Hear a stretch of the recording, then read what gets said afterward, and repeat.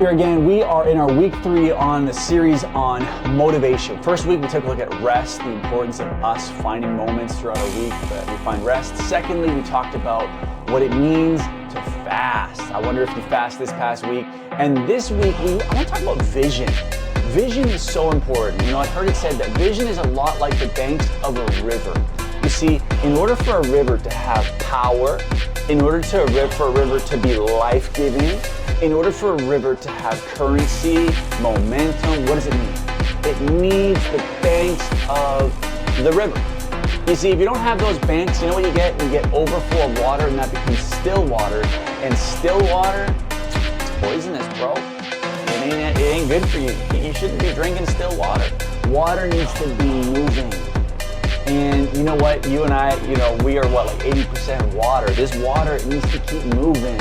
And what keeps us moving and motivated, aside from the Holy Spirit and prayer and fasting, it is having a clear vision. And I heard it said, I think it's true, that vision is sight is a function of the eyes, vision is a function of the heart. Sight tells you what is, vision tells you what could be. Jesus says this in John chapter 6, verse 38, he says, I have come down from heaven not to do my will, but the will of him who sent me. You have been given an assignment. I have been given an assignment.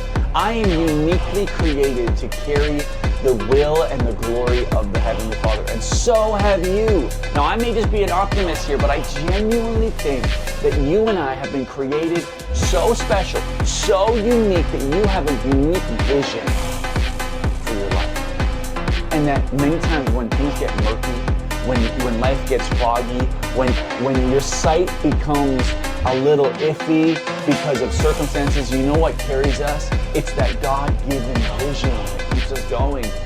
I think of prophets like Jeremiah in the Old Testament, that when he's chained up, when he's being persecuted, man, he doesn't give up because God gave him a vision at the age of 14 that he would be a prophet, that he would speak God's word to kings and to nations, that despite what would happen, what would keep Jeremiah going, even in the prison cell, was his vision.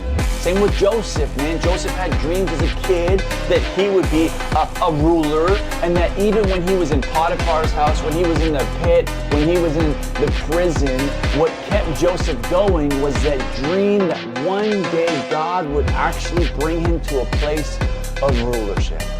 You see, vision, that God-given dream inside your heart, I believe is a great motivation. And so my question to you is, man, what vision has God given you?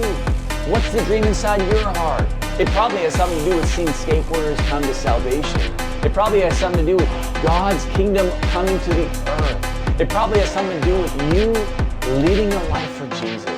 And when you put that front and center, when you maybe put that on your desk, maybe on your mirror at home, it's a constant reminder of why you exist.